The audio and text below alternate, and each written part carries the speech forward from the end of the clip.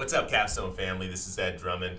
Coming at you on Friday, the 7th of May. We are already into May. It is hot outside, and the grass at my house is cooking. I don't know what's going on with my landscaping. I really suck with these heads. I end up going to the store and I buy these cheaper ones, right? And I think they're going to do the same job as these others because I feel like I go through these things all the time. And yeah, now I have this amazing section where my daughter helped me. Actually, she did the fertilizing. She did the little push thing. She put her backpack on. She had music blaring from the thing and some headphones. I was like, oh my gosh, I was so impressed. She's 9. But yeah, everywhere that she put that stuff down looks great, and the rest is all jacked up. So yeah, so much for my landscaping skills, but I'm working on them. That being said, talking about landscaping right now is definitely something we should do. Water is a conversation that a lot of people are having right now in Arizona, as you're probably aware. And when we have properties the tenants are in, 9 times out of 10, if you've got plants at the property or you have trees or something that are important to you as an owner, we want to make sure that those things are maintained. And rule of thumb for me with anything properties that I want maintained ultimately is I want to make sure that we're controlling that ourselves, from landscaping to pool service or whatever it is.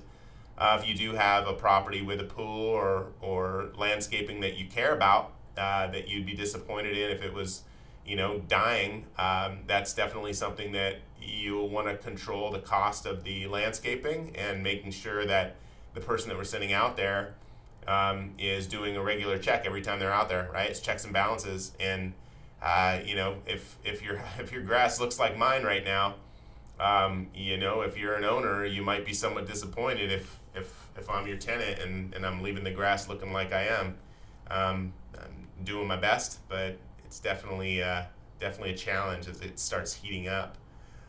In addition, with water, it's probably going to get more expensive out here. I mean, I can just imagine that our water out here in Arizona is ridiculously cheap compared to other areas, and I can imagine that that's not going to last too much longer. So we'll see what happens there. Hey, so thanks for listening to me on that side. I wanted to connect. It sounds like in a couple of our properties we have had some landscaping challenges, and one of those is we're starting to see saguaros dying, like saguaro cactuses, which is indicative of an extremely high temperature and all kinds of things. I'm not a scientist or an arborist or a botanist, but it sounds like we need to start paying attention to that stuff more. So you might start hearing things from us, requests and that type of thing, to make sure that we're being as proactive as we can be. But as the owner, I'd ask you to be proactive with us too. And if you have concerns for your property in a particular way, let us know so we can get on it. We do have great vendors, but we need to get on their schedules, and we need to make sure that we can get on their schedules in a time that isn't last minute, because right now in this market, let me tell you, even our handyman service now, even the handyman that we're working with, he is busy. Which is great. He's doing an amazing job for us, but at the same time, he's already a week and a half out, which is pretty wild. I hope you are having an amazing time out there, staying as cool as you can be. I know this is supposed to be a really, starting to get into a really warm weekend out here in Phoenix. Thanks so much for taking the time to watch these videos. I hope they're helpful. If you have suggestions for information that you'd like to hear on these, please let me know. I'll definitely be including a couple more people from our office sooner than later, and some Capstone Raws with vendors that I really want to introduce you to, that I think are doing just an amazing job in this market, not only from a service standpoint, but also from a business standpoint.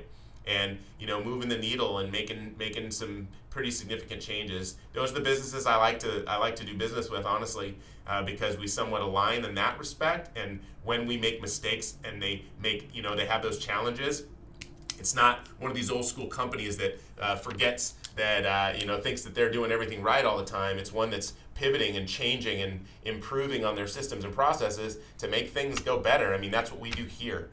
So hopefully you all are seeing that from where you're sitting. And again, I appreciate you. Thanks.